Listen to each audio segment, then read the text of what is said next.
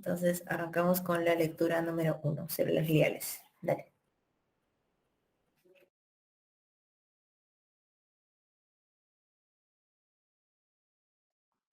Ya mismo yo voy a comenzar con lo que es la clasificación de las células gliales.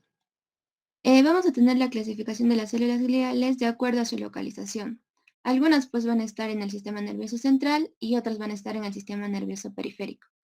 Recordar que, por ejemplo, en el sistema nervioso central encontramos pues al encéfalo y todos sus componentes, ¿no? Y la médula espinal. Mientras que en el sistema periférico encontramos a los nervios y algunos ganglios asociados. Bueno, entre algunos de las células gliales que vamos a encontrar en el sistema nervioso central están los astrocitos. Estos astrocitos son muy importantes y van a tener una forma estrellada, como de una estrella, y son los principales reguladores del medio que va a estar rodeando a todo lo que son las neuronas. Estos astrocitos, para agregar un dato, son muy importantes porque se van a encargar más adelante pues, de liberar lo que es el glutamato, que eso ya vamos a ver que va a influir en lo que es el aprendizaje o memoria también. Luego tenemos a los oligodendrocitos, que son los que van a encargarse de formar la mielina, la famosa vena de mielina que conocemos en el axón. Y tenemos a la microglia, que la microglia van a ser unas células muy pequeñitas y van a cumplir una función inmunitaria y también a la vez, pues, digamos, si queda algún resto de una neurona muerta por ahí, se va a encargar de removerla, de quitarla de ahí. Luego, en el sistema nervioso periférico, las más importantes son las células de Schwann y luego tenemos a las células satélite. Las células de Schwann aquí son las encargadas de formar lo que es la mielina para que se lleve a cabo pues el impulso nervioso.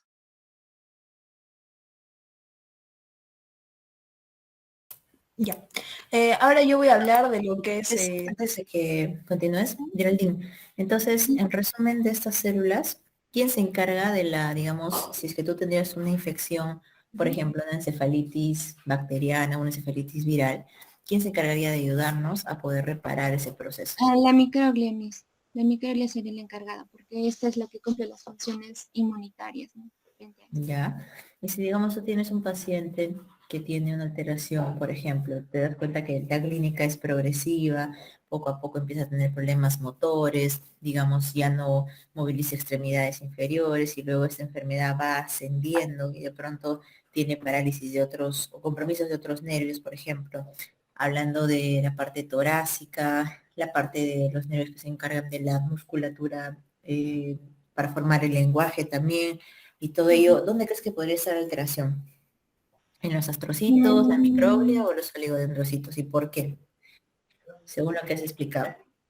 Bueno, yo creo que podría ser un daño a nivel de lo que podría ser los astrocitos. También en cierto nivel podrían ser los oligodendrocitos. No, bueno, los astrocitos más que nada, porque como les decía, como esto se encarga de liberar lo que puede ser el glutamato, podría estar incluido en generar estos problemas, ¿no? Motores quizás. Porque el Ya, glutamato se encarga de ser como un medio de información, también motor, ajá, motor sensorial, emocional. ya. Está bien, ya, no está mal esa respuesta. Está bien que empiecen a pensar qué puede estar mal. Como les digo, ahorita el objetivo no es que clínicamente ustedes me digan, va a tener tal cosa. Por eso yo les estoy poniendo el ejercicio clínico y vamos de manera retrospectiva, ¿no? O sea, analizamos desde lo que es hasta la manera fisiológica, cómo lo explicamos. Ese es el objetivo de todas las prácticas. Entonces, pero fíjate en lo que hacen los oligodendrocitos e incluso las células de Schwann, ¿no? Nos dicen, forman la mielina. Imagínate que esta enfermedad, como se le conocen muchas, son enfermedades desmielinizantes, ¿no? Porque poco a poco esa mielina se va agotando, se va dañando y no tienen esa, digamos, ese componente que es súper esencial para que el potencial pase. Entonces, por eso no hay activación o no hay inhibición de ciertas acciones que pueden ser motoras sobre todo, pero también sensitivas por ahí. Entonces, acuérdense que en procesos desmielinizantes también podemos tener alteraciones pues de la parte de células de Schwann, pero sobre todo de los oligodendrocitos también, ¿no? O sea, si hablamos de manera muy específica. No es que, por ejemplo, el paciente tiene esclerosis lateral amiotrófica y tú dices, el problema está en el oligodendrocito. O sea, tan celular, a nivel tan celular, la explicación no está tan clara, ¿no? De ciertas enfermedades, pero yo les estoy poniendo una hipótesis en la cual pensamos justamente de manera retrospectiva, ¿ya? Pero está bien lo que tú nos has dicho, Y por favor, ojito a esto, no se olviden que la microglia son los macrófagos de nuestro sistema nervioso central. Normalmente no, ustedes saben que esto lo han visto en Fisiología 1, vimos un poco de inflamación, más que nada en la parte teórica, pero acuérdense que en inmunología, cuando les hablaban infectología de la reclutación de los macrófagos a una zona donde hay una infección, por ejemplo, que era de manera quizá no tan aguda, sino un poquito ya subagudo, se reclutaban, ¿no? Pero acuérdense que nosotros tenemos a nivel cerebral, a nivel central, tenemos una barrera muy importante, que es la barrera hematoencefálica, y ahí no penetran muchas sustancias, sino porque es muy selectiva, ¿no? Hay muchas capas. Entonces, acuérdense que por eso necesitamos tener algo interno que nos ayude a las infecciones, si no el paciente se moriría al toque, ¿no? De una infección, sea viral, bacteriana, ¿no? Entonces, microglia, acuérdense que es algo básico para la defensa ante una infección del sistema nervioso central, ¿ya? Que eso quede clarísimo. Ya, continuamos con Edelin. Gracias, Iralín. Ya, me escucha, ¿verdad? Sí, sí te Ya. escuchamos. Entonces, a mí me toca hablar de lo que son las funciones de las células gliales y en las funciones tenemos diversas en general, como ser aislantes, fuentes de nutrientes, regeneración y reciclaje. Para ello, lo voy a explicar con estos gráficos. Ya. La primera es una función, la que llamamos recicladora, que como la compañera ya ha mencionado, va a estar mediada por lo que son los astrocitos, que obviamente son células de la glía. ¿Y cómo funciona todo esto? Por ejemplo, nosotros tenemos una neurona de origen. Esto estamos hablando, esto sí, en una sinapsis que sería química, porque estamos hablando de neurotransmisores. Ya, imaginemos que acá están nuestras vesículas y esas vesículas van a estar llenas de neurotransmisores. En este caso, para el ejemplo, estamos usando lo que es el glutamato. Ya, entonces aquí va a haber vesículas llenas de neurotransmisores. Y a veces, y entonces lo que pasa es que hay una entrada de calcio, por lo que estas vesículas pues se apegan a lo que es la membrana de esta neurona origen. Por lo tanto, van a liberar esos neurotransmisores a lo que es el espacio sináptico, que sería este. Pero ¿qué es lo que pasa? Es que a veces están mucho tiempo ahí en el espacio sináptico, por lo que quienes actúan, nuestras células de la glía, es como si las recogieran, las sacaran y las van a formar las van a hacer en su materia prima. Es decir, si era glutamato, las van a volver glutamina. O sea, las hacen en forma materia prima para que de nuevo las vuelvan a la neurona origen y estas de nuevo la puedan utilizar como neurotransmisores. Esta sería en caso de su función recicladora. También va a tener una función como fuente nutritiva muy importante, que por ejemplo, este círculo va a representar lo que son las células gliales y, este otro círculo, la neurona. Es importante mencionar que también tanto neuronas como células gliales pueden recoger lo que es la glucosa del torrente sanguíneo. Pero ¿qué es lo que pasa? ¿Por qué es importante estas células gliales? Porque estas células gliales las neuronas sí pueden coger la glucosa, pero su fuente preferencial de energía es el lactato. Entonces, lo que hacen las células gliales es normal, cogen su glucosa y las transforman en lactato, mediado también por los astrocitos, y las devuelven a las neuronas. En este caso, hay veces donde la neurona necesita mucha energía y para estar más activos necesitan esta función de las células gliales. Hay otra función que es la función aislante, que ya nos estaba mencionando la compañera Abigail. Como ya les mencionó, los oligodendrocitos en el sistema nervioso central y las células de Schwann en las células del sistema nervioso periférico. Entonces, un ejemplo en el texto mencionaba sobre un cable, sobre una electricidad, ¿no? Nosotros tenemos cables y están cubiertos por un material que permite que sean aislantes a que nos pase corriente, ¿no? Igualmente, suponiendo que esto es nuestro soma, nuestras dendritas y esto es nuestro axón, esta sería nuestra neurona. Y pues esta neurona está como cubierta por ciertos espacios, por lo que es la mielina, que es producida tanto por oligodendrocitos como células de Schwann. Y esto es muy importante, ya que, por ejemplo, en un potencial de acción permite que se ahorre energía y que la velocidad del impulso sea más rápida, porque deja estos espacios, que son los nódulos de Rambier, que entonces el potencial de acción va a seguir de nódulo de Rambier, o sea, despolariza, despolariza, despolariza. Entonces, esta es una función como material genético, material biológico aislante. Y también vamos a tener algo también muy importante, que es en la regeneración, que más o menos hablaba la doctora, que pues esto en primer lugar es a nivel periférico. Yo les voy a explicar por qué no es tanto en el nivel central.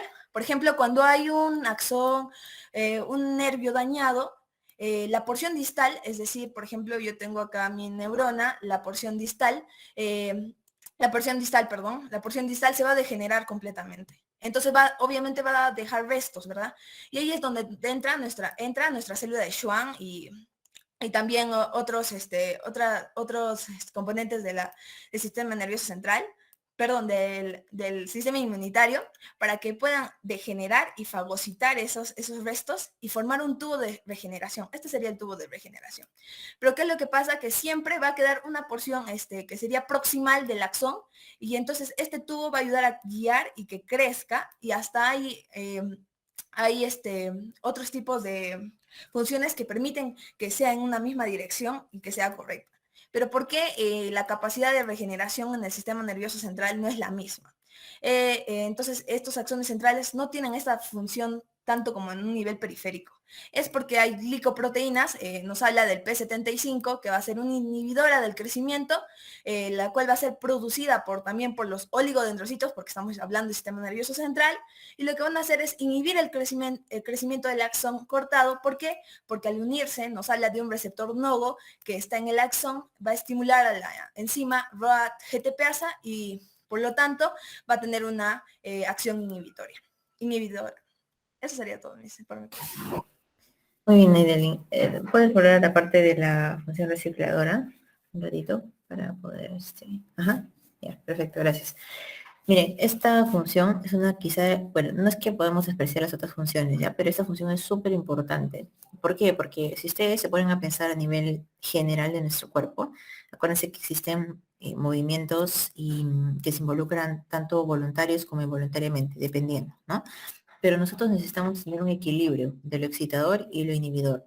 Porque si no tenemos eso, vamos a tener, por ejemplo, demasiada contracción en la parte, imagínense en la parte del músculo macetero, una contracción sostenida todo el tiempo, por lo tanto eso va a generar molestias al paciente, puede ser dolor, etc. Imagínense que tengamos una contracción exagerada a nivel, la famosa hipertonicidad, ¿no? A nivel de la pierna derecha, no sé. O si al contrario tenemos una hipotonicidad, y pacientes, incluso de recién nacidos, algunos nacen con hipotonía y tienen problemas de flacidez, como habíamos visto en algunos síndromes genéticos en fisio 1, ¿se acuerdan? Ya, entonces, esta función es súper importante porque tiene que haber un equilibrio. Más adelante, en un ratito, antes de acabar la clase, nosotros vamos a tener una pequeña revisión que yo les voy a compartir un material, un PPT, para explicarles algunas cosas, y acá tocaremos un punto importante de cómo estos neurotransmisores cumplen su función, digamos, equilibrada, ¿ya? Pero una de esas, y uno de los protagonistas acá entre esa regulación de neurotransmisores viene a ser esas células, ¿no? Nos ayudan justamente a la función recicladora, como su compañera nos decía. Nos ayudan a volver de esos neurotransmisores activos, por así decirlo, a su forma inactiva, ¿no? Que puede ser en el caso del glutamato, glutamina, ¿no?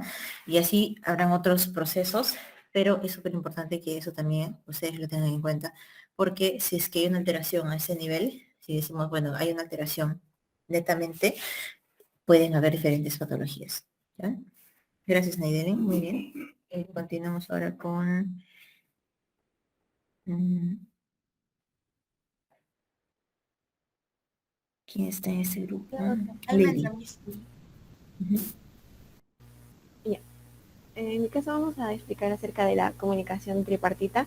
Entonces, este término sugiere ya que no sería simplemente una comunicación de la neurona presináptica y la neurona postsináptica, sino que ya también habría una intervención de las células gliales.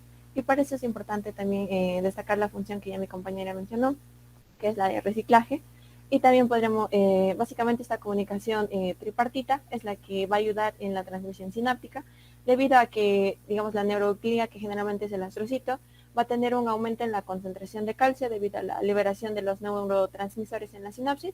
Entonces, este aumento en la concentración de calcio va a hacer que se liberen unas sustancias llamadas gliotransmisores, y es por eso que va a haber ya una comunicación tripartita, ¿no? Si no, ya no va a ser de la neurona presináptica y postsináptica, sino también está esa comunicación con la neuroglía, que también va a liberar sus gliotransmisores, que lo que hacen también es aumentar la liberación de neurotransmisores de la neurona presináptica.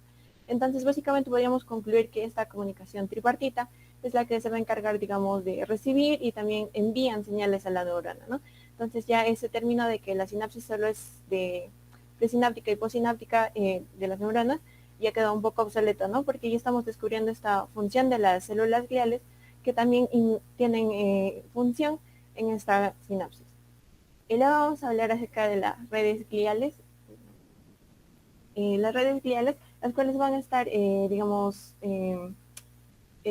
las glías se van a comunicar mediante unos gaps, si no me equivoco, lo que va a permitir su unión. Entonces, lo que va... Se llama, perdón, Almendra, para fijar el término, son las uniones comunicantes o gap junctions, que significa justamente la traducción, es unión, ¿no?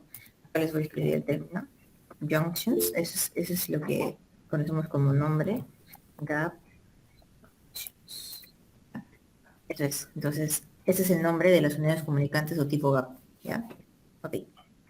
Entonces, gracias a esa comunicación que son las gap junctions, podemos ver que hay una transmisión de los residuos sinápticos a zonas alejadas. Y esto tiene relación con la función que ya mencionó mi compañera, de, digamos, esos residuos de la sinapsis que se producen, que generalmente creo que es potasio, perdón. Entonces, para que no haya exceso de potasio en la parte sináptica y que no haya función anormal de esta sinapsis y que se liberen una cantidad excesiva de neurotransmisores, lo que hacen esta comunicación de las redes gliales es captar estos residuos y llevarlos hacia una zona alejada donde ya no se produzca digamos, esta acumulación de estos residuos, ¿no?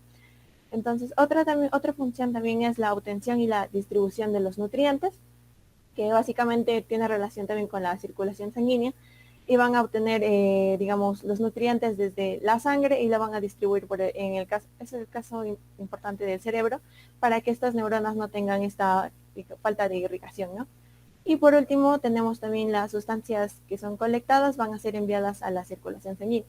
Entonces, justamente estos residuos que son, digamos, residuos sinápticos, van a ser llevados por estas uniones de las neuroglías y van a ser enviados a la circulación sanguínea, ¿no? Para su respectivo reciclaje y también su reutilización. Entonces, eso sería lo más importante acerca de las redes gliales y la comunicación tripartita. Muy bien, chicas. Gracias, Almendra. Bueno, creo que está bastante clara esa lectura, que es muy importante. Ok, entonces vamos a pasar ahora al grupo 2. ¿Quién va a empezar, por favor?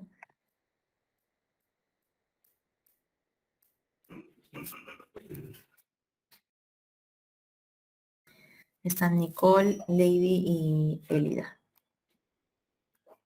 Sí, doctora, mi compañera va a presentar. Ok.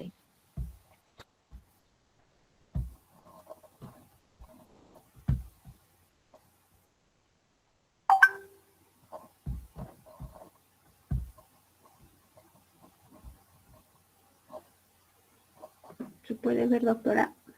Sí, se ve. Buenos días con todos, yo voy a empezar. Bueno, como sabemos, el sistema nervioso va a tener un montón de funciones importantes, ¿no? En el ser humano. Ahora, por ejemplo, una de ellas puede ser asegurar que el organismo se adapte a un medio ambiente. También va a recibir información. También esta información va a ser estimulada por el sistema nervioso, ¿no? Que puede generar una respuesta, ¿no? Ahora también dentro del sistema nervioso vamos a encontrar a la neurona, que es la unidad funcional y estructural del sistema nervioso, ¿no? Y también a la neuroglia, que gracias a esta exposición vamos a ver que cumple funciones relevantes y que no solo va a acompañar a la neurona. Eso queda claro, ¿verdad? Entonces, vamos a empezar con la neurona. Vamos a recordar que la neurona es un elemento importante y muy responsable en el procesamiento de la información, la cual que como sabemos va a lograr esto con la sinapsis, ¿no? Como bien sabemos, hay dos tipos de sinapsis, una sinapsis química y la sinapsis eléctrica.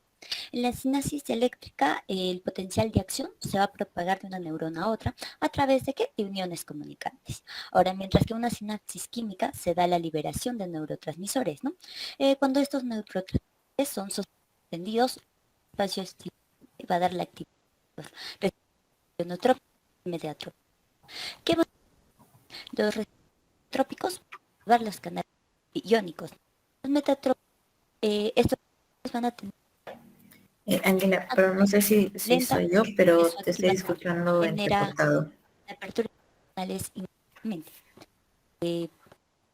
Doctora, ¿me escucha? Ángela, te escuché entrecortado los últimos segundos, no sé si los demás también.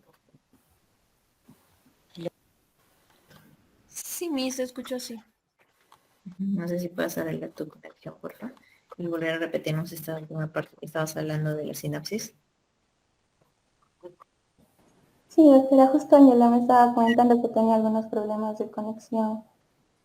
Sí, a ver, vamos a ver si para que intenta volver se mejora un poco.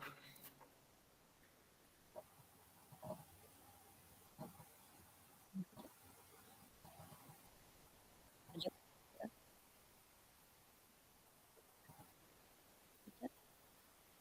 ¿Yo?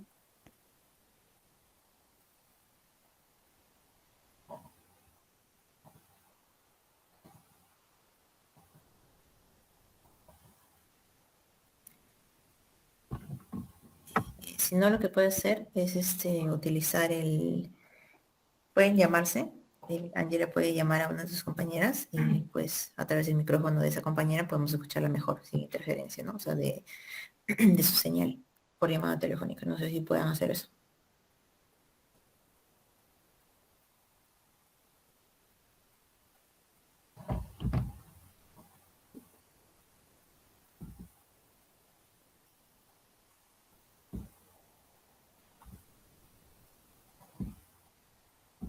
Doctora, disculpe, justo Angela me está comentando que ya no tiene luz y que sus datos ya se le han terminado acá. Perdón, no te escuché. Doctora, sino que la compañera tiene problemas con la luz y parece que ya se le acabaron los datos. Ya. Mi pregunta es, ¿tendrá quizás saldo para hacer una llamada o tampoco?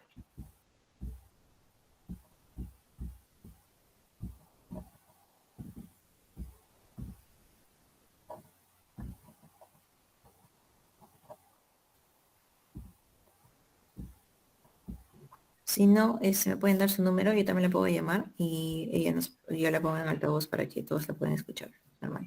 Mientras arreglemos eso, por favor, continuamos con la siguiente integrante de la otra parte. Ya, doctora. Bueno, yo voy a continuar. En mi caso me ha tocado hablar acerca de las neurobias. Voy a dar como un aspecto general para que luego se dé a explicar cómo es que cada neurobia está interactuando con las neuronas, ¿no? Bueno, como sabemos y ya mi compañera ha dado una pequeña explicación acerca de las neurobias también van a tener una función muy importante dentro del sistema nervioso. Antes se creía, ¿no?, que las neurobias, por decirlo así, no hacían casi nada y que las únicas protagonistas de todo lo que tenía que pasar en el sistema nervioso eran las neuronas. Pero gracias a esta exposición nosotros vamos a comprender, ¿no?, de que eso ya no tiene tanta validez ahora. Primero, vamos a pasar a detallar algunas de las funciones que cumplen las neurobias, ¿no?, que vendría a ser que también tienen una función aislante. Por decirlo así, estos van a producir, por ejemplo, ¿no?, los oligodenocitos van a producir una cierta tipo de cantidad de vaina de mielina para que así el impulso nervioso pueda viajar, ¿no?, de manera adecuada. Aparte de ello, también van a tener una función limpiadora, como nos estaban comentando, para que en el espacio sináptico no se encuentren los restos de neurotransmisores y eso no afecte, ¿no?, a la transmisión sináptica.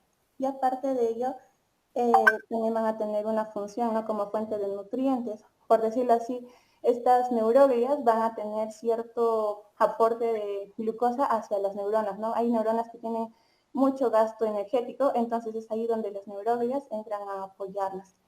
Ahora vamos a pasar a ver la clasificación de las neuroglias.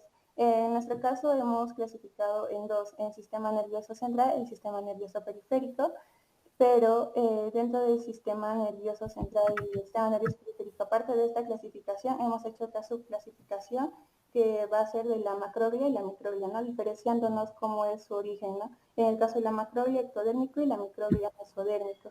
Y eso ya va a pasar a explicar mi compañero. Espera, disculpe, Ángela me está llamando. Le pongo en altavoz para que escuche su parte. Ya. Sí, por favor, Lady, te agradezco. Gracias. Ya, sí, Ángela, explica tu parte. ¿Me está escuchando? Sí, sí, ya comienza. Disculpe, doctor, con este problema de la luz, no me No te preocupes. No te tanto me preocupes. está acabando. Nadie, disculpe. Les comentaba que hay dos tipos de sinapsis, ¿no? Una sinapsis química y una sinapsis eléctrica. No sé si me puede ayudar a presentar mi compañero. En la sinapsis eléctrica, el potencial de acción se va a generar de una neurona a otra, ¿no? A través de qué? De unas uniones comunicantes. Ahora, mientras que en la sinapsis química se da la liberación de estos neurotransmisores, ¿no? Como conocemos. Ahora, cuando estos neurotransmisores son desprendidos, por así decirlo, del espacio sináptico, va a dar la activación de los receptores ionotrópicos y metabotrópicos. Los ionotrópicos, ¿qué van a hacer? Van a activar los canales iónicos, mientras que los metabotrópicos, estos receptores van a tener una actuación lenta. ¿Por qué? Porque su activación no genera la apertura de los canales inmediatamente, sino que van a desencadenar una serie de procesos que luego recién desencadenan en la activación de estos canales. Mi compañera Lady va a continuar. Muchas gracias, doctora, y disculpe la... Gracias, Ángel, no te preocupes. Está bien, Ángela. Miren, voy a comentar ahí una cosita antes de que continúe Lady. Es importante esa diferenciación entre los tipos de sinapsis eléctrica y química, ¿no? Como sabemos, una de ellas está más conectada de manera, digamos, cercana, pero la diferencia entre los receptores ionotrópicos y metabotrópicos también es importante. En un ratito, como les decía, cuando les presenté el PPT, les voy a explicar a través de gráficos un poquito más a profundidad esto para que se quede clarísimo. ¿Ya? ¿Cuáles de estos serían más pasajeros y cuáles de estos serían más prolongados y por qué? Y bueno, van a haber diferentes neurotransmisores que utilicen diferentes vías. La mayoría usa ionotrópicos, pero hay un neurotransmisor que es súper importante, incluso uno de los neurotransmisores de los que vamos a hablar en el caso de Parkinson de la semana siguiente, que viene a ser la acetilcolina. La acetilcolina es un neurotransmisor muy particular. Así que ustedes tienen que saber exactamente todo de la acetilcolina, qué tipo de receptor es, si es qué tipo de receptor usa, qué tipo em, de neurotransmisores, cuándo y dónde hace funciones activadoras y dónde cumple funciones inhibidoras, de qué manera, cómo se van, todo eso tienen que saber, ¿ya? Pero acuérdense que este es uno de los neurotransmisores que por excelencia utiliza receptores metabotrópicos. ¿Y por qué? Ya lo veremos en un ratito. ¿Ya? Pero eso tiene que estar claro. Ok, Lady, continúa, por favor. Sí, sí, doctora. Yo voy a pasar a explicar a mi compañera Eli. Sí. Nos quedamos en las clasificación, ¿no? De estas células gliales en el sistema nervioso. Esta clasificación, como ya lo mencionó mi compañera, va a dividir, ¿no? En macroglias y microglias. Dentro de las macroglias vamos a tener lo que es dentro del sistema nervioso central, lo que son los astrocitos y los oligodendrocitos. Los astrocitos, como sabemos, van a ser las células más abundantes. También se dice que va a ser el soporte estructural, ¿no? Donde va a definir los límites de las células neuronales. Ahora también van a formar la barrera hematoencefálica. También dice que va a mantener un ambiente pues iónico que va a ser óptimo, ¿no? Para que se pueda transmitir los impulsos nerviosos. También estos astrocitos van a captar neurotransmisores en la sinapsis. A su vez, también van a captar glucosa de la sangre y la van a transformar en ácido láctico para generar lo que es el ATP.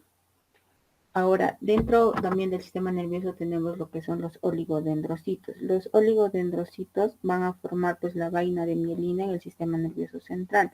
Como ejemplo, vamos a tener a la sustancia blanca, ¿no? En los axones. Ahora también vamos a tener en el sistema nervioso periférico lo que son las células de Schwann. Vamos a tener también tipos de estas células de Schwann, lo que son las células de Schwann formadoras de mielina, ¿no? Como su nombre dice, van a formar la mielina en axones de diámetros grandes.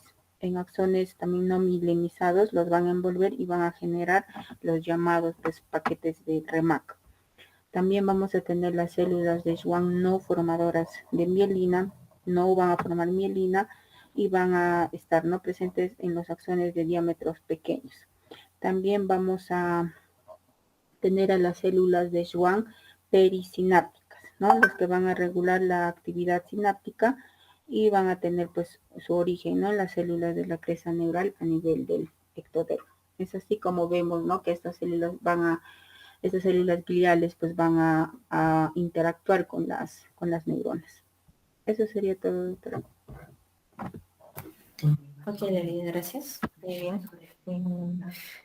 Bien, entonces esta lectura nos amplifica un poco más, sobre todo la relación que tienen las neuronas de utilizar el potencial a través de los neurotransmisores, cómo se hace, a través de qué mecanismos, todo eso lo estamos aprendiendo aquí más, ¿no? Entonces está súper bien. Ahora vamos a continuar con la siguiente lectura. Gracias al grupo. ¿Quién empieza, por favor? Yo, doctora. Ahorita Ok. presento. Ujú. ¿Se visualiza mi pantalla, doctora? Sí, eso lo hace Zoom, por favor. Em, ya. Bueno, yo les voy a hablar acerca de la lectura que es sobre comunicación entre células gliales y neuronas en la parte 2, sobre células gliales que forman la mielina, ¿no? Primero vamos a ver cómo estas células gliales se van a clasificar en dos, los oligodendrocitos y células de Schwann formadoras de mielina. Anteriormente se había mencionado ya las células de Schwann formadoras de mielina, pero están más especializadas en las que eran no formadoras de mielina. Esas van a tener algunas características, ¿no? Como que los oligodendrocitos van a envolver a varios axones simultáneamente, como se puede ver en esta imagen. Y también que las células de Schwann solo se van a encargar de envolver a un solo axón. Y bueno, ahora vamos a ver sobre un poco la materia blanca que va a tener estos. En el cerebro, la materia blanca van a ser aproximadamente de un 50 o 60% de tejido mielinizado. Mientras que en los nervios periféricos van a ser más ricos en mielina. Bueno, la composición de la mielina, vamos a ver que son de dos tipos, ¿no? Los lípidos y proteínas. En los lípidos vamos a encontrar una distribución en el sistema nervioso central y en el periférico. En el sistema nervioso central es exactamente el 70% del peso seco y en el sistema nervioso periférico es el 90% del peso seco. El peso seco es la cantidad del peso total restado menos el peso que podría tener el agua. O sea, es quitarle el agua al órgano y pesarlo de esa forma. En el sistema nervioso periférico también podemos encontrar unas características, ¿no? Que va a tener menos cerebrosis y colesterol que en el sistema nervioso central y va a tener más esfingomielina que en el sistema nervioso central. Algunos tipos de lípidos pueden ser el colesterol, los glicerofosfolípidos y los esfingolípidos. Los glicerofosfolípidos en el sistema nervioso central va a ser el 20% del peso seco y en el sistema nervioso periférico el 15% del peso seco. Ahora sí, en las proteínas mencionaban acerca de distintas especies, ¿no? Que podían tener una distinta formación proteica. Las aves, Antes que sigas, ahí me gustaría hacer un hincapié importantísimo.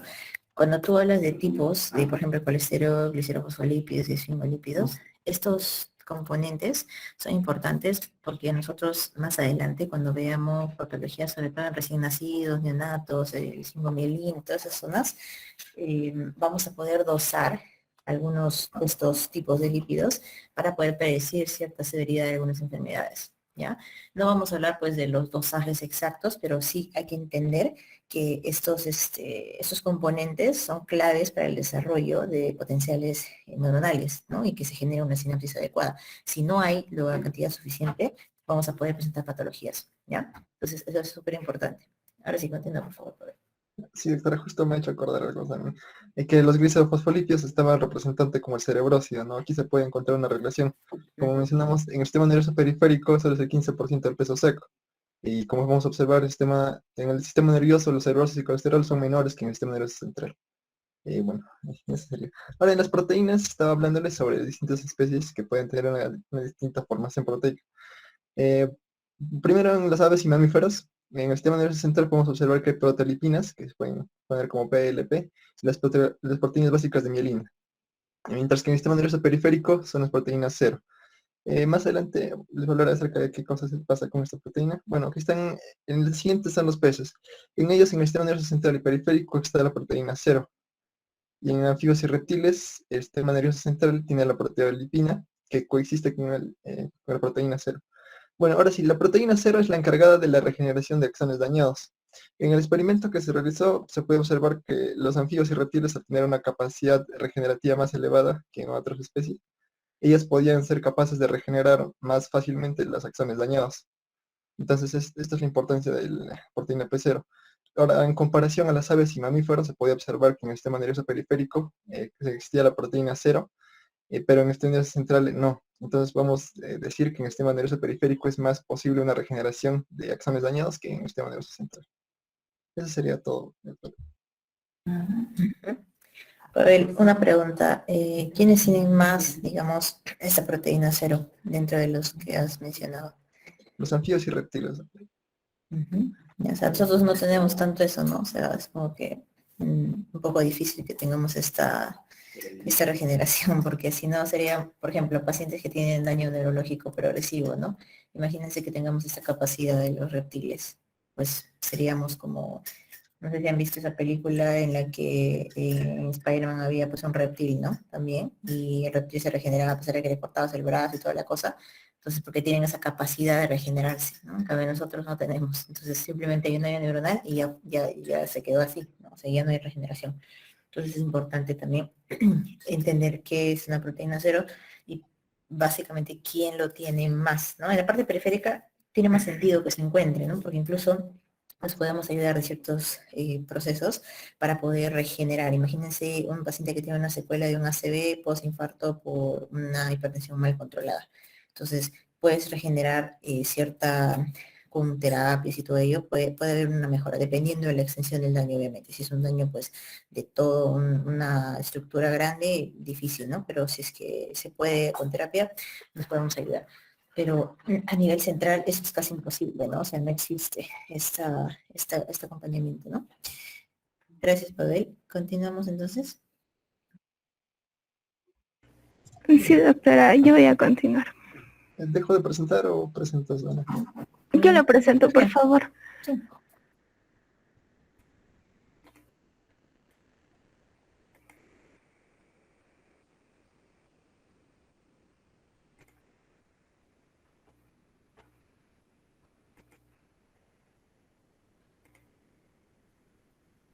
Ok.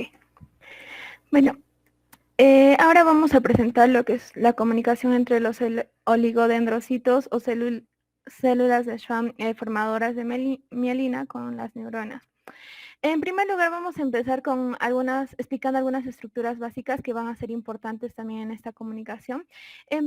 Como viene a ser lo que es la vaina de mielina, y podemos verla en ese lugar, que van a cubrir casi en su totalidad los axones mielinizados, pero vemos que también van a dejar ciertas partes, ¿no? Esto se va a llamar los nodos de Rambier. Gracias a ello se va a poder dar una conducción saltatoria que va a ayudar a que el potencial de acción se transmita como más rápido, ya que no va a tener que cruzar todo el axón, ¿no? Sino por ciertas partes. La importancia de esto radica en la entrada de sodio en la región nodal, que va a despolarizar lo que es la membrana axonal.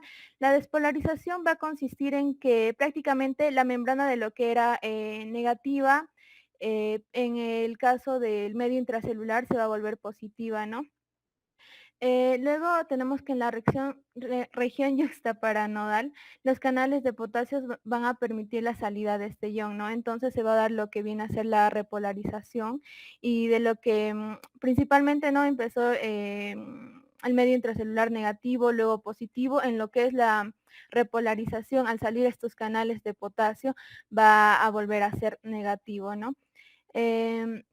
Bueno, a continuación les pasaré con mi compañera, que les va a explicar la unión de acción con las células de Schwann formadoras de mielina o los oligodendrocitos. Acá también podemos ver muchas de estas fases que, bueno, le voy a explicar mi compañera. Un ratito, antes de que lo retires, ¿puedes subir, por favor, en la parte de los nódulos de Rambier? Ajá, ya. Ahí es importante recordar el famoso potencial saltatorio, ¿no? Que pues es como siempre les hago digamos, trato de hacer esta comparación para que así ustedes se puedan dar cuenta de más fácil se les quede, ¿no? Por ejemplo, seguramente todos han subido a las famosas resbaladeras, ¿no? Y se han dado cuenta que existe como que a veces le ponen cera para que se puedan deslizar más rápido, ¿no? Esa cera vendría a ser la analogía de lo que es la mielina en esas uniones de los nódulos de Rambier. Y ustedes pues van pasando se van deslizando de manera muy fácil, como lo hace el potencial al saltar en estos puntos medios que son los nódulos de Rambier. Entonces la mielina es la cera que permite que se deslice fácilmente, porque si no habría esta vaina de mielina, el potencial no sería saltatorio primero, porque no pasaría por esos nódulos de Rambier, y no sería saltatorio si es que no existiría esos nódulos de Rambier como estructura microanatómica, o digamos ya a nivel histológico, ¿no? Entonces, esa analogía es bastante fácil para entender que el potencial no se va a prolongar o no se va a proyectar si es que no existe mielina y si es que no existen nódulos de Rambier. Por ahí hay patologías súper raras que ni siquiera tienen nombres específicos, en las que por mutaciones genéticas y cuestiones ya muy, muy puntuales, no solamente hay falta de mielina, que eso es lo más común, pero sino que incluso hay alteración en los nódulos de Rambier y no existe. ¿Ya? Entonces esas patologías salen incluso en esos documentales, pues que son enfermedades súper, súper raras, pero puede pasar. ¿Ya? Entonces eso hay que tener en cuenta para que entendamos cómo es que va saltando el potencial. Por eso se llama potencial saltatorio, porque pasa de un lado a otro gracias a que lo conduce la mielina adecuadamente. ¿Ya? Ya, continuamos ahora sí. Ya, ahora lo presento.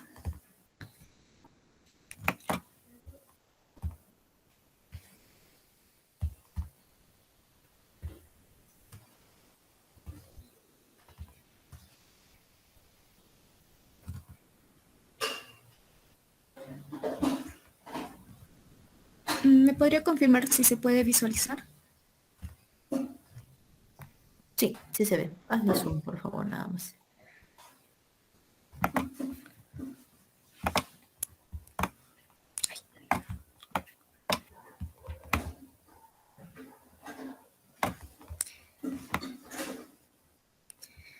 Ya, para hablar respecto a las regiones, primero debemos saber en qué parte se encuentran. Acá podemos observar la neurona y los nodos de Rambier. Viendo la morfología de los axones mielinizados, se puede observar que la vaina de la mielina poseen pequeñas interrupciones, las cuales estas son denominadas nodos de Rambier. Agrandando esta imagen, podemos visualizarlo en esta forma, y aquí podemos visualizar las regiones. La parte amarilla es la vaina de mielina, y también podemos observar las regiones que es el internodo. En esta área podemos encontrar lo que es el yuxtaparanodo, el paranodo y el nodo de Rambier. Para lo cual también podemos ver que presentan lo que es agrupaciones de nodos como el NAP en los nodos de Rambier, lo que es el KV en los yuxtaparanodo y las uniones axoglacial en internodos y en el paranodo. Ya. Continuando, después de observar lo que son las regiones, vamos a explicar sobre las regiones axonal y yuxtaparanodal. Estas van a presentar lo que son canales de potasio, ya sea de tipo KV1, KV1.2 y KVB2, como se puede observar en esta imagen, ¿no? Además de la proteína de adhesión de CASPR2. También en la membrana adaxonal se pueden observar los canales de calcio y de potasio, la cual los canales de calcio van a ser activados por los de potasio. Y las uniones adherentes que conectan las asas de mielina no compactada de las regiones paranodales. En la segunda imagen que podemos observar aquí la neurona mielinizada, el nodo de Rambier y el paranodo, el yuxtaparanodo y el internodo.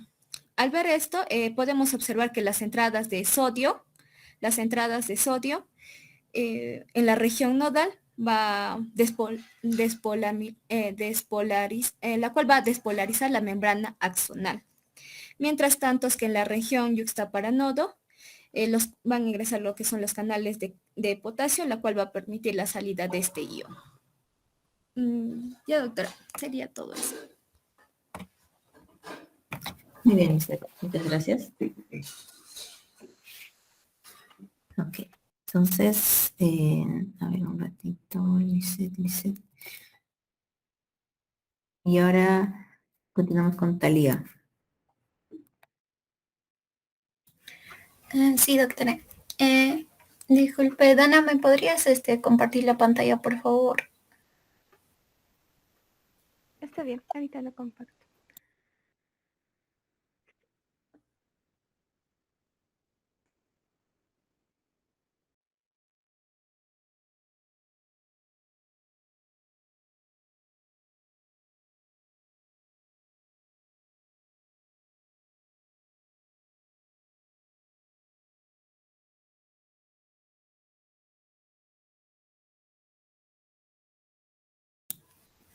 Bueno, voy a añadir un poco a lo que mis compañeras dijeron. De acuerdo que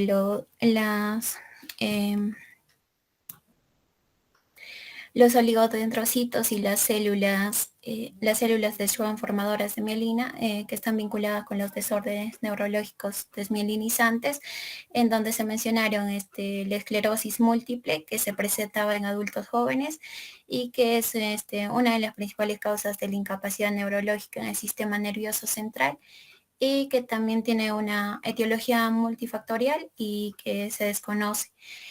También se mencionaba acerca del síndrome de Charcot-Marie-Tooth, que es un desorden neurológico de tipo hereditario que se produce en el sistema nervioso periférico y que es el más común, y que también puede estar originado por mutaciones en genes que pueden codificar las proteínas de mielina, lo cuales son las proteínas de mielina periférica, la 22 KD2, proteína 0 y el gen que puede codificar la conexina 32. Siguiendo con las interacciones entre las células de Schwann formadores de mielina y los axones, eh, se mencionó que hay una degeneración guayeriana que se produce por la lesión por transección o compresión de los nervios periféricos, y que los axones y las vainas de la mielina se van a destruir en el sitio de lesión, y esto va a ocurrir en la región distal del nervio. Después también se habló sobre el daño de las neuronas, en donde las células de Schwann y los macrófagos que sobreviven se van a penetrar en el sitio de la lesión y y esto va a producir un daño en el nervio, y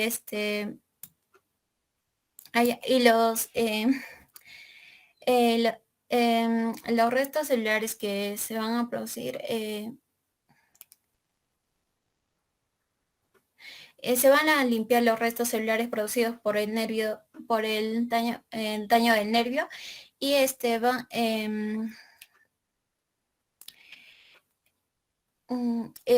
va a permitir que la regeneración de las fibras nerviosas. Siguiendo con la limpieza del sitio de la lesión, en esta parte las células de Schwann que se encuentran en la región distal van a comenzar a proliferarse y se va a sintetizar la membrana basal. Después también se van a formar los túbulos endoneuronales, que van a establecer un contacto con la región proximal y van a ayudar a que se regenere el nervio.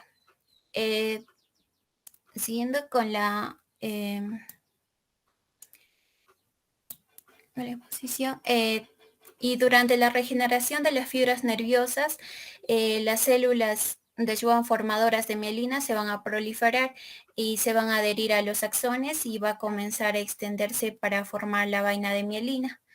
Y la agregación y movilización de los canales de sodio va a ser controlada por la adhesión de las células de Schwann formadoras de mielina y con los axones, y esto va a producir la formación de nuevos nódulos de Rambier.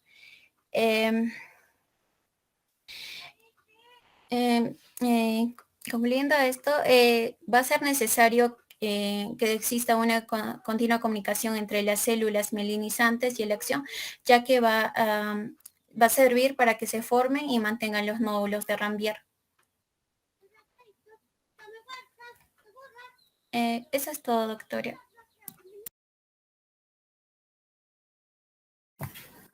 Ok, Talía, muy bien, gracias. Bien, entonces, como nos hemos dado cuenta, todos los componentes que forman parte de de nuestra glía y también de nuestro sistema nervioso, tanto en la parte central, sobre todo la central y la periférica, son importantes porque se complementan, ¿no? Ciertas acciones son complementarias entre otras y básicamente el objetivo de todas ellas es de que tengamos un equilibrio en las funciones, ¿no? Ya sea, por ejemplo, de que se controle el potencial excitatorio o el potencial inhibitorio y todo ello, ¿cierto?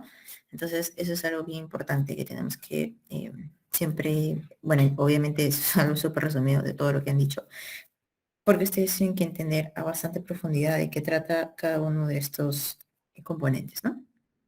Muy bien, gracias, Dana, por presentar. Gracias, Elía. Entonces, hemos revisado lo que teníamos que revisar respecto a las 3 lecturas. Ahora yo les voy a presentar, como les decía, vamos a poder ver un poquito. Esta va a ser una de las, siempre es así la primera clase que tengo con mis grupos de Fisio 2. Es prácticamente la clase en la que quizá hablo más yo, porque les pongo les pongo un PPT, que es como, por así decirlo, una teoría, pero vamos a hablar de algo muy resumido, de puntos claves. No es que les vaya a dar tampoco una teoría nueva, pero sé que porque es la primera clase y ustedes recién han tenido el primer contacto, por así decirlo, con su clase asincrónica, a veces hay dudas, a veces hay muchos vacíos, ¿no? Entonces, vamos a tratar de cerrar eso con esta explicación. En las siguientes clases también haremos una explicación.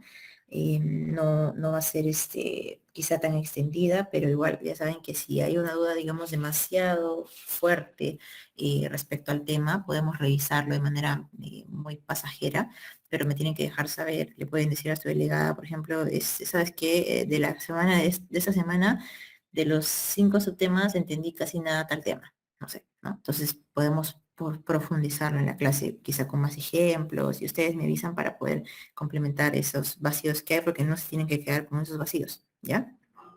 Bien, entonces sí me escuchan bien y sí ven bien el PPT, ¿no? Para empezar. Sí, Ya, perfecto. Bien, entonces el tema en resumen de hoy es de que tenemos que analizar qué es la sinapsis, cómo se libera un neurotransmisor, cuándo se recapta, qué sucede con los mensajeros, cuáles son los segundos mensajeros y pues cuáles son los tipos, ¿no? De neurotransmisores, ¿no? Vamos a ver, este último punto lo vamos a pasar súper rápido porque no es algo que nos importe mucho ahorita, ya que más adelante, como les decía, en la práctica número 2, por ejemplo, ahí hablaremos de la acetilcolina, hablaremos de lo que viene a ser las neuronas dopaminérgicas. Entonces, eso, tenemos tiempo para ver eso, ¿no? Bueno, entonces yo quiero que ustedes empiecen a pensar y empiecen a tratar de responder esta pregunta. ¿Cómo podemos nosotros organizar todos los eventos que suceden a la vez en este momento? Por ejemplo, que ustedes estén viendo esta presentación, que puedan diferenciar los colores que hay en esta presentación, que puedan escucharme y a la vez que puedan interiorizar eso, integrar a nivel central y comprender lo que yo les estoy diciendo. ¿Cómo puede ser posible que nuestro cerebro pueda hacer todo esto a la vez y siendo procesos tan complejos, ¿no? Entonces, nos damos cuenta que acá existe pues toda la fisiología del sistema nervioso para poder explicarlo. Hablando de los sentidos, tenemos a la fisiología sensorial, que lo vamos a ver más adelante, pero ahorita estamos centrados en cómo esta conexión que vemos acá se da, que vendría a ser pues obviamente lo que las neuronas hacen.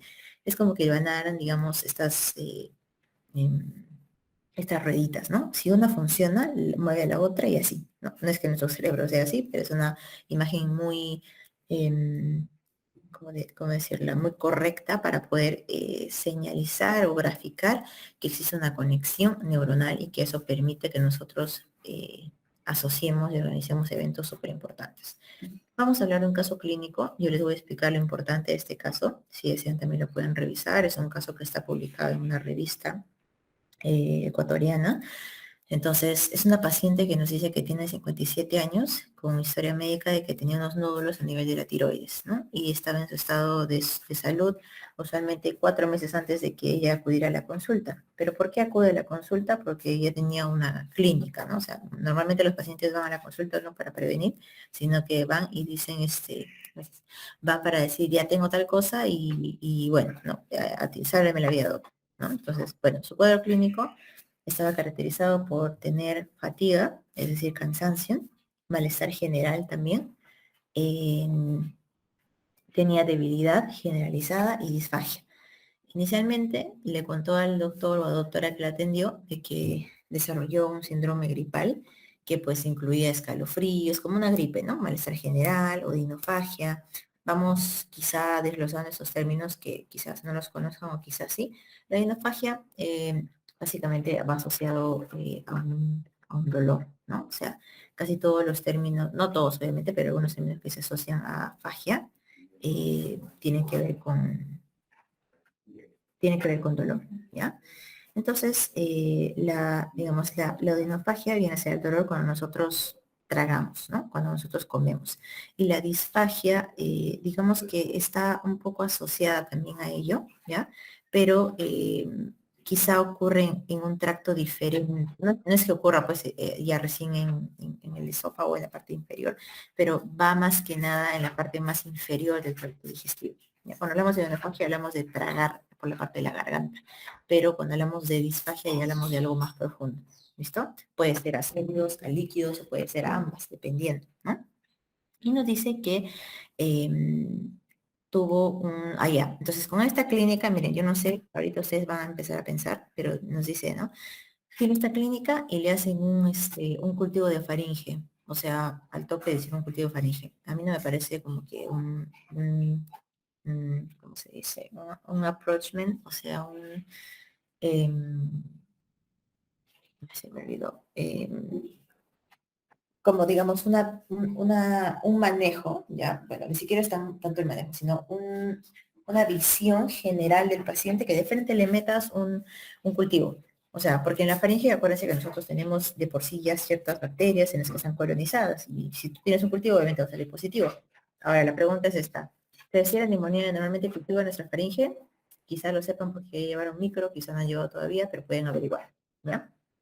Entonces dice que le da positivo a ese cultivo y recibe tratamiento antibiótico. Bueno, al menos no encontró un virus y le dio un antibiótico, como muchos lamentablemente sucede, pero nos dice que recibió tratamiento antibiótico, ¿no? Le dieron siempre fluxacino y los síntomas no mejoraron, porque evidentemente pues no era una infección, ¿no? Ahora, acá no se asusten, todavía yo no quiero que me sepan leer radiografías, tomografías, o sea, todavía no. Sin embargo, sí quiero que empiecen a diferenciar lo anormal, porque ustedes ya vieron estos cortes probablemente en anatomía, entonces ahora tienen que ver qué es lo que es anormal. Pueden revisar, ¿no? Entonces dice que después de eso ya desarrolló disfagia de sólidos y líquidos, como les decía, puede ser a ambos o a uno, en este caso eran los dos, ¿no? Pesadez a nivel de la lengua y voz nasal, ¿no? Que a veces producía regurgitación nasal. Entonces, inicialmente los síntomas eran de vez en cuando, pero luego ya fue más frecuente y empeorará al final del día. Después de casi 2 meses, desarrolló fatiga generalizada, tenía visión borrosa y perdió peso casi 20 libras, que vendría a ser por ahí 8 o 10 kilos, ¿no? Negaba tener visión doble, no tenía tosis palpebral o dificultad respiratoria. ¿Por qué ampliamos la gama de signos clínicos en el paciente? Porque hay que descartar otras enfermedades, por eso se pregunta, ¿no? Ahorita, repito, no se dan bolas pensando en qué enfermedad puede ser, no, simplemente tomen lo que les estoy diciendo, ¿ya?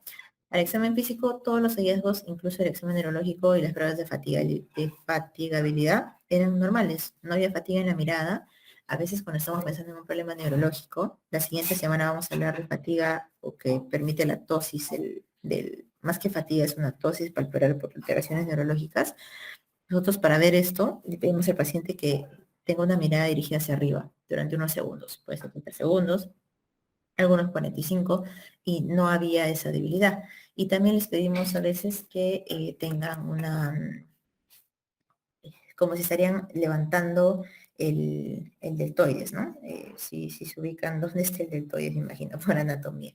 A ver, les voy a enseñar rapidito nomás con la cámara cómo podemos hacer esta prueba. Miren, si ustedes le piden a su paciente, ustedes le dicen a su paciente, a ver, mira hacia arriba, tiene que mirar hacia arriba el paciente, pero si ustedes le dicen, a ver, vamos a ver la fuerza en el deltoides, lo que hace es de que le pedimos al paciente que haga así, ¿no? O sea, el deltoides está aquí, es parte de nuestro músculo que está en la parte lateral, ¿no? Lo más importante. Entonces le pedimos que haga esto y normalmente cuando hay problemas neurológicos esto cae, ¿no? Pero si tú puedes sostener normalmente ahí, y bueno, obviamente te puede doler si es que estás haciendo así, no sé, pero si haces este levantamiento y funciona bien, no pasa nada y no hay debilidad. Entonces ahí nosotros podemos ver, porque es un músculo que nos va a ayudar a sostener toda esta zona del tórax, ¿no? Y nos va a ayudar a sostener la parte del brazo. Entonces, si nosotros tenemos la caída del tope, algo está mal, ¿no? Empezamos a sospechar que algo está ocurriendo que está mal, ¿ya? Entonces, dentro de esto era normal, ¿no? No había debilidad del deltoides y todo ello. Luego en la prueba del aleteo, como se estarían aleteando, pues, ¿no? Entonces la paciente fue admitida porque se realizó una tomografía de cuello en la que se demostró esa masa que ustedes están viendo ahí, de 4.8 por 3.6 centímetros en la parte del mediastino anterior. Acuérdense que el mediastino anterior tiene estructuras muy importantes. Por anatomía, por favor, revisen qué estructuras habrá ahí. Pero acá no había, digamos, una evidencia de que esta masa se haya ido a otros lados, ¿no? Por eso se nos dice no hay invasión a tejidos adyacentes. Bien, entonces, debido a los síntomas y a los hallazgos en las imágenes, le hicieron estudios adicionales, le pidieron pruebas serológicas, pensando obviamente en un diagnóstico. Acá hago hincapié en algo que siempre les he dicho también en Fisio 1. No se deben pedir exámenes auxiliares porque sí, porque estás tirando una moneda al aire y dices, ay, así, tal cosa, ya, bla. No. Acuérdense que los exámenes van correlacionados a la clínica y siempre manda a la clínica, pero tú estás pidiendo exámenes para confirmar tu sospecha diagnóstica o para eliminar ese diagnóstico y quizá abrirte el diagnóstico hacia otra zona, ¿no? Entonces, es importante que entendamos eso, ¿ya? Nos dice que en esos estudios encontraron anticuerpos que estaban atacando receptores de acetilcolina de tipo bloqueante, ¿ya? 59% de inhibición y de ligadura. Bueno, eso ya no importa, pero lo que sí nos importa es que hay un anticuerpo que está atacando receptores de acetilcolina, sobre todo a la parte de tipo bloqueante de inhibición, ¿no? Entonces, eso titula positivamente según los datos, los valores que nos da acá, no importa, esto vuelvo a repetir, solamente que es positivo. Entonces, le dieron tratamiento con piridostigmina, que es el tratamiento adecuado para este caso, después de la cual ya mostró una significativa mejoría de los síntomas y la llevaron a cirugía para que le saquen esa masa que habíamos visto que estaba acá en el mediastino anterior.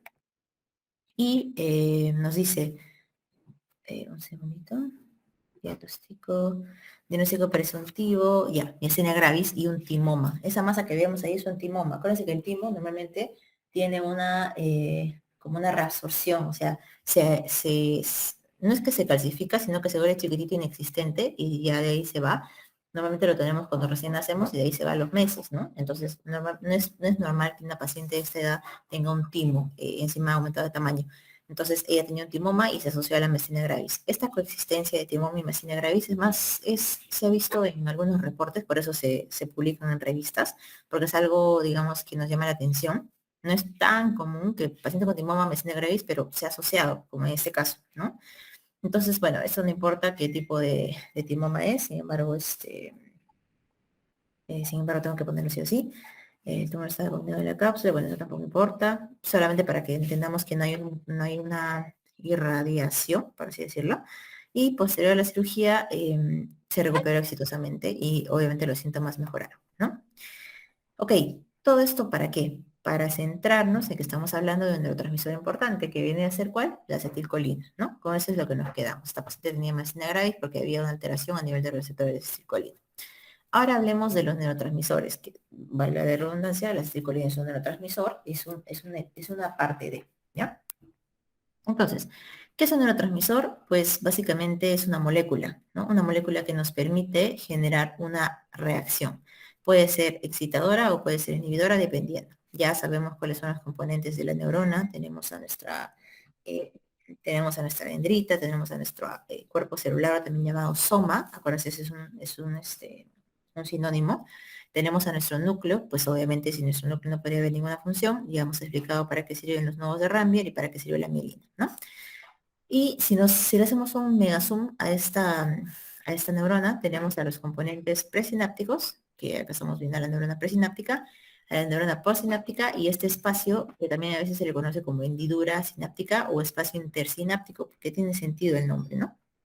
Entonces, qué es lo que tiene que tener o qué componentes tiene que tener, por ejemplo, una neurona presináptica. Por ahí, no me acuerdo quién de sus compañeras estuvo hablándonos del famoso calcio, ¿no? Que es uno de los iones más importantes para que estas vesículas que están acá, que contienen a los neurotransmisores preformados, sufran una exocitosis cuando el calcio ingresa por esos canales, ¿no? Entra a un canal, por acá tenemos un canal, ingresa el calcio y permite que ésta se dé exocitosis. Y papá, salen todos a todos los receptores, ¿no? Y obviamente se unen según su afinidad. Y ustedes se empezarán a cuestionar, me imagino, ¿por qué se unen, no? O sea, ¿por qué no se unen, digamos, si salen 20, ¿por qué esos 20 se unen justo a un tipo de receptor? Porque existen moduladores, existen comunicadores, y esos comunicadores son estos receptores que genéticamente están tan perfectamente diseñados que ya saben que tienen que captar ese neurotransmisor, por ejemplo, ¿no? Entonces es increíble cómo se pueda dar. Bueno, entonces, como les dije, la unión a este receptor, vamos a ver más adelante qué tipo de receptores pueden haber, pero o bien es excitador o bien es inhibidor, ¿no? Este es un proceso que se da de manera graduada y ajustada, ojo, graduada en que no es que pues se da en un segundo como de bla, bla, bla, y ya está, ¿no? Sino que tiene que haber un proceso de que ingrese el ion calcio, hay exocitosis, hay energía ejercida por las mitocondrias, que ya habíamos visto esto en Fisio 1, luego hay exocitosis, sale el calcio, se une a los receptores y plum, potencial, ¿no? Entonces, es ajustado porque así vamos a ver por qué se ajusta, ya que en el medio, que estamos hablando de esa hendidura sináptica, ocurren procesos para ajustar o regular a los neurotransmisores. O bien, por ahí, como su compañera también nos mencionaba, la función de las células para poder hacer un barrido, ¿no? Por así decirlo, y poder eliminar esos neurotransmisores en exceso. También es importante que existen otras funciones que ahorita las vamos a ver qué sucede para que no exista un exceso ni un defecto de esos neurotransmisores. Entonces, es una biomolécula que nos permite la transmisión de la información desde una neurona hacia otra, o incluso en la parte de la unión neuromuscular, que también hemos visto, por ejemplo, la acetilcolina se une a la unión neuromuscular, o incluso una glándula mediante sinapsis, que son las que lo separan. Puede ser química, puede ser eléctrica, dependiendo, ¿no? El neurotransmisor se libera desde la vesícula, desde la parte presináptica, como hemos visto, y atraviesa pues el espacio y actúa en los receptores específicos para cumplir un específico objetivo. Eso también es súper impresionante, ¿ok? Ahora, si hablamos de sinapsis química, existe sinapsis eléctrica y sinapsis química. La eléctrica es como, a ver, les vuelvo a prender la cámara para enseñarles. Ya. Si hablamos de una sinapsis eléctrica, tenemos, digamos, esa es la presináptica, esta es la posináptica, así sería, ¿no? La química, perdón, la eléctrica, porque están unidas, tienen uniones electrostáticas, pero están unidas, aunque no parezca, están unidas. Y la sinapsis química es un poco, digamos, tiene un espacio, ¿no? Ese espacio intersináptico, y digamos que en el otro, que es la sinapsis eléctrica, no existen los mismos mecanismos por los cuales sucede el potencial de acción, porque es lógico, ¿no? No tienen la misma unión. Uno está más separado del otro y el otro está más junto, ¿ya? Entonces, sin embargo, casi todos los neurotransmisores, o bueno, no todos, pero la mayoría de los neurotransmisores utilizan el tipo de sinapsis química. Son la mayoría las que son la mayoría de las que se dan de esta manera, ¿no? La primera neurona va a ser el neurotransmisor, bla, bla, bla, ya lo vimos, y se une para ello. Se conocen más de 40 neurotransmisores. No es que ahorita ustedes ya se vuelvan expertos en cómo funciona cada uno de ellos. Sin embargo, es importante que entiendan cómo funcionan los más importantes. Ojo, la cabeza, acetilcolina, GABA, histamina, serotonina, glutamato. Esos son neurotransmisores súper, súper importantes que tienen que entender exactamente cómo sucede. ¿Ya? Entonces, nos damos cuenta una vez más a través de este gráfico que si existe un potencial de acción, el calcio va a poder ingresar y va a haber una exocitosis del neurotransmisor y se une, ¿no? Acá empezamos a ver que hay dos receptores. Tenemos el receptor ionotrópico, que se entiende por ion, una molécula, que se une y ingresa y pues hace una respuesta. O el receptor metabotrópico. Nos damos cuenta que es una estructura plegada, mucho más, digamos, sofisticada que un receptor ionotrópico. Esa es una de las respuestas a lo que yo les preguntaba. ¿Cuál de los receptores utiliza o tiene algo más sofisticado y por qué dura más la función? Si nos damos cuenta, si se une acá el neurotransmisor a un receptor inotrópico, es bastante pasajero, porque esos canales no dependen de nada. Se une y entra acción. Sale, ya no hay acción. Pero un receptor metabotrópico es súper importante porque si se une, no es que entra de frente y adiós. Se une y recién hay un cambio de conformación en ese receptor cambia su forma, se activa, en un ratito vamos a ver el zoom sobre este receptor, y llama a un segundo mensajero. ¿Por qué? Porque esta señal se quiere ir hacia el núcleo de la neurona, ¿ok? Mientras que esta simplemente cumple una función celular, esta de acá, chicos, se va al núcleo. Y acuérdense que eso demora, toma tiempo, no es tan sencillo. Si yo les pregunto nuevamente, ¿cuáles son, digamos, esos receptores? Toma más tiempo cumplir su función, entonces, según lo que les acabo de explicar, ¿cuál sería? El metabotrópico. Metabotrópico. Ujú. El metabotrópico, ¿verdad? Entonces, esos receptores metabotrópicos son súper importantes porque nos permiten desglosar esa señal de manera prolongada. ¿Ya? Y ojo, no todos utilizan ese receptor, depende de algunos neurotransmisores. ¿Ok? Bueno, entonces, acá tenemos la unión neuromuscular, que esto lo vimos un poquito en la parte del FISO 1, a grosso modo la parte neuromuscular, la unión, pero acá estamos viendo que esa es la acetilcolina, ¿no? Que se une a la unión neuromuscular, bueno, esto lo pueden ver después. Ya. Este concepto de conducción unidireccional de potencial es súper, súper importante. Es una característica básica de ¿se acuerdan que nosotros hablábamos de los famosos sistemas de seguridad en Fisio 1 de diferentes maneras, ¿no? Por ejemplo, la depuración renal es un sistema de seguridad para que no tengamos intoxicación por metabolitos tóxicos, por así decirlo, ¿no? Tenemos un montón tenemos un montón de sistemas de seguridad en nuestro corazón, así por ejemplo el stop que hay en el nodo AB cuando pasa el potencial de acción, ¿no? De a nivel cardíaco. Y acá tenemos un sistema de seguridad que es la conducción unidireccional, ¿no? ¿A qué se refiere? Que permite que se transmita la señal en un solo sentido, de una neurona presináptica donde está el neurotransmisor a una posináptica. No es que pueda haber una conexión al revés, o sea, no es que la posináptica pueda excitar a la presináptica, sino que es de la pre a la pos. ¿Listo? Por eso es que se conoce justamente como pre y postsináptica, ¿ya? Entonces, además de eso, no solamente nos permite esta activación de un solo lado, sino que también, un ratito, ya, sino que también nos permite enviar señales dirigidas a dianas específicas. Por ejemplo, imagínense que solo quiero activar el parpadeo del ojo, ¿no? Entonces, bueno, no es que suceda así, pero más o menos para que se entienda a grosso modo, se da una diana específica que viene a ser el ojo, ¿no? No es que se mueve el pie, o no es que, por ejemplo, cuando tú estornudas, de la nada te flexionas como el chavo, por ejemplo, ¿no? Que a veces esos muecas de que, no sé, estornuda, tose o algo y de pronto se le levanta la mano, ¿no? Cosas así, no suceden esas cosas, ¿no? Sino que es muy dirigido, es muy específico y muy controlado, ¿ya? Ya sean procesos motores, procesos sensitivos, procesos de memoria, de afectividad, etc. Entonces, si hablamos de los componentes de la parte presináptica, acuérdense que tienen varias formas, pueden ser botones que puedan ser como más ovalados, más grandes, más gruesos, más redondos, ¿no? Y estas se separan del cuerpo neuronal o del soma, ¿no? Por la hendidura que ya hemos conversado, donde justamente hay estructuras que van a permitir que estos receptores se incluyan hacia la parte prosináptica.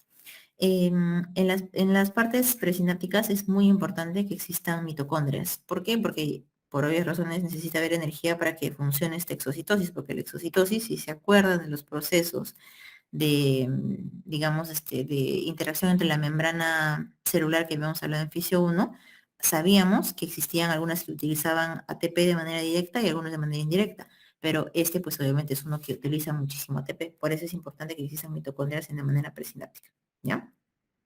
Entonces, tienen obviamente esas vesículas. Entonces yo les digo, estamos hablando de una estructura que tiene mitocondrias y que permite la entrada de un ion importante. ¿Cuál será ese ion? Primera pregunta. Segunda pregunta, ese ion importante permite que salga un neurotransmisor. ¿Cómo se llama ese proceso de salida? Exocitosis, endocitosis, fagocitosis. Ya podríamos sacar otra pregunta. Y si yo les digo, encima, esta zona tiene solamente un sentido de conducción. ¿De dónde estamos hablando? ¿Del terminal postsináptico, de la neurona perdón, del soma, estamos hablando del terminal o botón presináptico o de la hendidura intersináptica, ¿no? Entonces ya podemos sacar preguntas de estos conceptos básicos, ¿ya? Avanzamos entonces. Ya sabemos que el calcio es súper importante, ¿no? Que justamente abundan en la membrana presináptica, se despolarizan, se abren los canales y ¡pum! Ingresan el calcio y eso permite que salga a la hendidura de los neurotransmisores, ¿no? ¿Por qué el calcio? Porque al liberarse se unen a moléculas proteicas que son muy específicas y muy especiales, que justamente son nuestros gatillos o puntos de liberación, y aperturan la liberación de la membrana, pues, ¿no? Es justamente quienes responden al calcio. Si hay sodio, cosa que no va a haber normalmente, porque el sodio normalmente no está, pero si hay, por ejemplo, no sé, pues calcio, imagínate. Perdón, potasio, no va a funcionar, ¿no? Tiene que ser calcio sí o sí. La posináptica tiene proteínas receptoras. Acuérdense que, una vez más, integrando oficio 1, hablábamos de la membrana que tenía componentes lipídicos y componentes proteicos. Dentro de estos, pues obviamente hay componente proteico que pueden ser receptores, habíamos visto que podía ser hormonas, un montón de cosas, ¿no? Pero en este caso es una proteína receptora y tiene un componente de unión y un componente intracelular. Vamos a verlo acá. Esta parte de afuera sería el componente de unión, donde está la flecha roja, porque ahí se está uniendo el neurotransmisor, y la parte interna ya vendría a ser, pues, obviamente, el componente intracelular, ¿no? La activación de los receptores va a controlar que se abran los canales iónicos por activación de canales iónicos o por segundos mensajeros, como dijimos. Y dijimos que estos se llaman ionotrópicos y estos se llaman metabotrópicos, ¿ya? Ya sabemos nuevamente que el metagotrópico es el que más se demora. Acá tenemos el receptor, digamos, los dos receptores si lo hacemos zoom. A la izquierda tenemos a los ionotrópicos, que estamos viendo que viene el ion, se une, plan, plan, plan, y ya está. Acá tenemos a un receptor metagotrópico, que es los famosos, uno de los receptores por excelencia que cumplen esta función son los receptores de tipo proteína G. Acuérdense que la proteína G tiene, de eso lo han visto en biología, así que saben que hay un cambio conformacional cuando se activa la proteína G. Se tiene que desligar la subunidad alfa de la beta y la gamma para que se pueda activar. Y una vez que se une el receptor, al receptor, como estamos viendo acá, se une el neurotransmisor, cambia esta conformación y se activa esta receptora de proteínas G. Entonces lo que hace es mandar a los segundos mensajeros, como dijimos, ¿no? Modula este cambio de segundos mensajeros. Acá lo estamos viendo mejor. De GDP, digamos que está inactivo cuando estamos en esta unidad todos juntos, luego la unidad alfa se plega y ya se cambia digamos, al GTP por ese cambio, y tenemos a las, digamos que 4 acciones, ¿no? O bien hay un receptor al costado que depende de esta función y puede aperturar este canal, o bien puede activar enzimas, o bien puede activar una o más enzimas de manera intracelular, o bien activa la transcripción génica, que justamente por eso es que demora bastante en hacer su función, ¿no? Entonces, las proteínas producen esos 4 cambios que ya mencionamos, lo está escrito acá. Y ahora, yo les hablaba de que en la hendidura pasaban procesos que nos permitían controlar cómo los neurotransmisores básicamente iban a acudir, perdón, cómo iban a llegar al equilibrio, ¿no? Por ejemplo, número 1, o bien hay una inhibición en la síntesis del precursor, porque acuérdense que hay neurotransmisores que tienen pre-neurotransmisores o precursores. Entonces dicen, nuestro cuerpo de sabio se da cuenta y dice, ya hay demasiados neurotransmisores, hay que inhibir esa síntesis del precursor porque ya no queremos más. Ok, adiós, se cumple el primer mecanismo de control y ya no hay más neurotransmisor. O bien se inhibe la síntesis del propio neurotransmisor. Si es que, digamos, el neurotransmisor no tiene un precursor, netamente es un neurotransmisor, se inhibe su síntesis. Mecanismo número 2 para el cual se controla. Mecanismo número 3, se inhibe su liberación. Dicen, no estamos listos para recibir más porque ya estamos completos acá. Quédate ahí. Entonces se inhibe la liberación del neurotransmisor. Uno de los otros eventos es la recaptación de ese neurotransmisor en el botón terminal. Dice, ok, ya demasiado estuviste acá, nos tenemos que volver. Tipo, cuando su mamá los llevaban, estaban jugando en el parque, su mamá decía, ya jugaste mucho, ¿no? Vamos a la casa. Te metían a la casa. Lo mismo acá. Meten a la casita a los neurotransmisores para que ya no sigan cumpliendo potenciales, ¿no? Entonces, eso es súper importante también. Ojo, eso no significa que va a haber que se va a unir acá y va a excitar a la membrana presináptica. Ojo, simplemente se está recaptando para guardarse, nada más. No es que viene acá y pum, excita la membrana, no es así, ¿ya? Eso tiene que estar clarito. Además, puede acelerarse la degradación también, porque acuérdense que en este medio hay enzimas que degradan esos neurotransmisores. Por ejemplo, la acetilcolina, seguramente ya saben que es la enzima acetilcolina esterasa quien rompe o degrada esa acetilcolina y la hace inactiva. Entonces, dice, ok, hay que acelerarnos, hay que poner más enzimas, ¿no? Y justamente una enzima que es un catalizador, que es un acelerador de una función, de una reacción química, rompe esos enlaces para que ya no se activa, en este caso, la acetilcolina. se destruye la enzima del neurotransmisor en la hendidura sináptica también puede ser, ¿no? O sea, puede ser cualquiera de esos mecanismos que utilice para que se pueda controlar ese neurotransmisor. Acá estamos viendo la acetilcolinesterasa, actúa, plan y rompe estos enlaces, ya no hay función, ¿no? La acetilcolinesterasa, ¿cómo hace? Hidroliza las uniones de la acetilcolina y provoca que se cierre ese canal porque ya no va a haber una unión adecuada. Entonces, dijimos que la respuesta o es excitatoria o es inhibitoria, ¿no? Va a depender de cuál sea de los neurotransmisores que utilice, ¿ya? Este es un screenshot del Guyton, que pues no es diciendo que vayan a leer el Guyton, pero simplemente me pareció buena la clasificación que existe. No pasa nada, pero acuérdense que la clase 1 es el rey de la clase 1 es la acetilcolina. Las aminas son importantes, vamos a hablar de la dopamina. Dentro de los aminoácidos también tenemos dentro de los aminoácidos aminobutírico, nos vamos a GABA también, nuestro glutamato que es súper importante. Y así, perdón, se me están cruzando las palabras. Y así a continuación, ¿no? Así a continuación existen más clasificaciones, ¿no? Estos de acá, miren, las hormonas incluso se catalogan dentro de los tipos de neurotransmisores, ¿ya? No necesitamos ahorita saber cuáles son esas clasificaciones, más yo le pondré atención a este grupo, esos primeros 4 grupos, y acá como que todavía lo vamos a ver más adelante, incluso en neuroendocrino, por ejemplo, hablaremos de las hormonas liberadoras de la LH, la tirotropina, etc. Por ahora no es necesario que se lo sepa, ¿ya? Que se lo sepan, ¿no? Ya, entonces los tipos de neurotransmisores, acá como les dije, esto lo vamos a pasar súper rápido porque no es algo que tengamos que entender ahorita, pero para que entiendan que existen varios tipos y que funcionan en la parte simpática o funcionan en la parte parasimpática y funcionan en receptores diferentes, nicotínicos, muscarínicos, etc. ¿Ya? Ahí estamos viendo acetilcolina, que ya habíamos hablado de ella. Eso también lo vimos. Eso no importa mucho, eso ya lo explicamos, ¿ya? Acuérdense que, ojito, eso tienen que saberlo perfecto, ¿ya? La acetilcolina, cómo trabaja, dónde, cuándo, a qué hora, por qué, para qué, todo eso, ¿ya? Eso ya lo vamos a pasar porque, como les dije, no es importante ahorita que lo sepamos. Simplemente conclusiones, la neurona es nuestra unidad anatómica y funcional del sistema nervioso para entender todos los procesos de conexión y potencial neurológico. Las formas que adopta la neurona va de acuerdo a la función para la cual fue diseñada, porque hay diferentes tipos, ¿no? La transmisión del impulso se establece mediante el potencial de acción de la membrana y la intervención de un neurotransmisor. Ya sabemos que esa transmisión puede ser activadora o inhibidora dependiendo del neurotransmisor. La neuroglía es importantísima, como ya lo hemos visto incluso en las lecturas, no solo como soporte, sino también como en la parte de nutrición, en la parte de soporte inmunológico y en la parte de metabolismo, por algunas enzimas que regulan y ayudan al proceso de transmisión de potencial. Los neurotransmisores ya sabemos que son biomoléculas súper básicas y esenciales para nuestra transmisión neuronal y cada neurotransmisor tiene un mecanismo de acción diferente, ¿no? Están en zonas distintas y cumplen funciones o cumplen dianas en zonas distintas, ¿no? Bien, entonces yo espero que ahora sí haya quedado muchísimo más claro.